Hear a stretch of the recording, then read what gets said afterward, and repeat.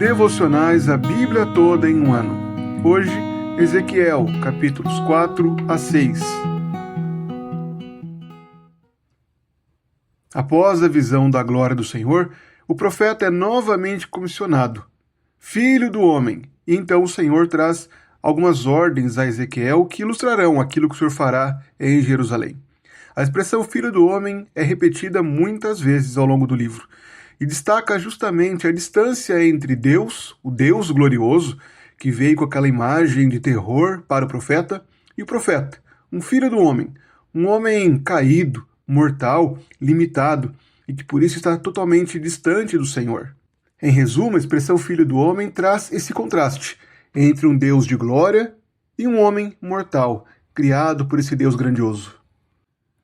Ezequiel é chamado então para realizar alguns sinais. O profeta deve desenhar Jerusalém em um tijolo de barro e cercá-la com símbolos de guerra, um cerco em miniatura. Em seguida, o Senhor instrui Ezequiel a se deite para o lado esquerdo durante 390 dias. Em seguida, para que se deite ao lado direito, por 40 dias, que simbolizavam, respectivamente, os anos da iniquidade de Israel e depois os anos da iniquidade de Judá. Durante esse período, ele comeria de forma limitada, poderia se alimentar de pães de 240 gramas por dia e também de meio litro de água por dia apenas. E o que torna essa ordem ainda mais desconfortável para nós é que esse alimento deveria ser preparado sobre esterco humano. Posteriormente, o profeta fala com o Senhor dizendo que nunca se contaminou, então o Senhor cede, permitindo que ele assasse o seu pão sobre esterco de animais, de vaca. No início do capítulo 5, o sinal continua, agora com a ordem para que Ezequiel raspe a sua cabeça e a sua barba, algo que era vergonhoso para um sacerdote. E deveria repartir os seus pelos, os seus cabelos, em 3 partes. A primeira seria queimada, a segunda seria ferida com a espada, cortada com a espada, e a terceira espalhada ao vento. Esses sinais serviam para mostrar o que aconteceria com Judá. Teriam comida escassa, pouco alimento e pouca água, e também seriam queimados, mortos pela espada ou dispersos por conta do juízo do Senhor. O cerco ilustrado pelo profeta Ezequiel tem as suas razões explicadas nos versos seguintes do capítulo 5. Este é um povo que se rebelou contra o juízo do Senhor e contra os seus estatutos. Foi perverso mais do que qualquer nação ao seu redor. Por isso o Senhor trará um grande juízo, a ponto dos próprios pais devorarem os seus filhos e dos filhos devorarem os seus pais.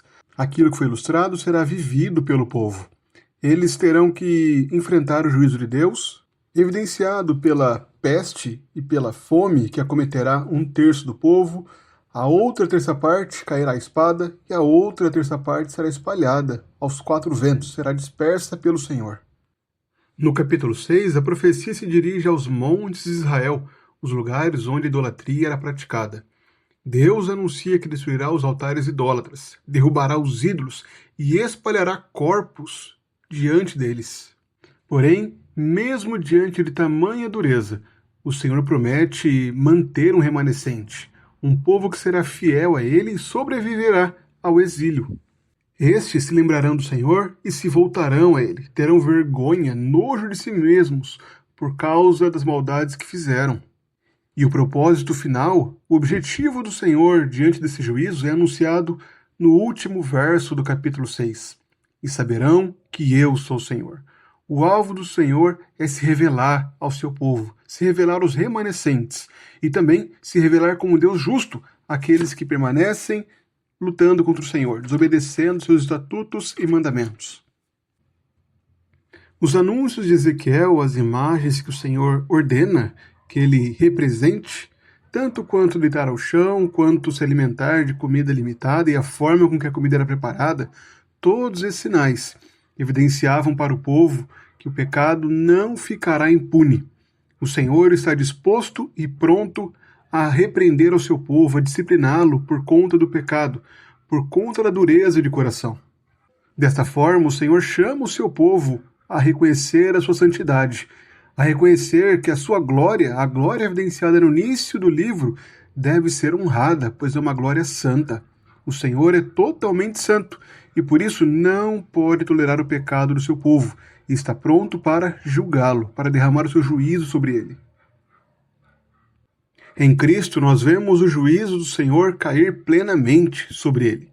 Não sobre Jerusalém, mas sobre o próprio Filho de Deus, que carregou a nossa condenação, foi morto por nossos pecados, a fim de que nós pudéssemos ser perdoados e justificados. Os sinais proféticos de Ezequiel que apontavam para o juízo eram marcados por comida limitada, água limitada, por uma vida de miséria que apontava justamente para o juízo que traria desolação, abandono, fome, pais devorando filhos e filhos devorando pais. Mas na obra de Cristo há abundância. Ele é o Salvador que ofereceu o pão da vida. Ele é a água viva que mata a sede de todo aquele que bebe dele. Em Cristo não há escassez, mas sim abundância. Em Cristo nós temos satisfação plena. As palavras de juízo de Ezequiel devem também servir de advertência para nós. Não devemos andar com o coração dividido. Não podemos tolerar o pecado. O pecado é algo grave, diante de um Deus que é totalmente santo, sem mácula, perfeito. Portanto, a nossa vida deve ser uma luta constante contra o pecado. Não podemos nos conformar com a nossa natureza pecaminosa. Dia após dia devemos nos arrepender dos pecados e buscar a satisfação que há em Cristo, o perdão que há em Cristo, e também a santificação que é operada em nosso coração por meio da obra do Espírito Santo. Que continuamente cresçamos em santidade, sejamos dia após dia conformados a Cristo e tenhamos a plena certeza do perdão que é garantido em Cristo, o nosso Salvador.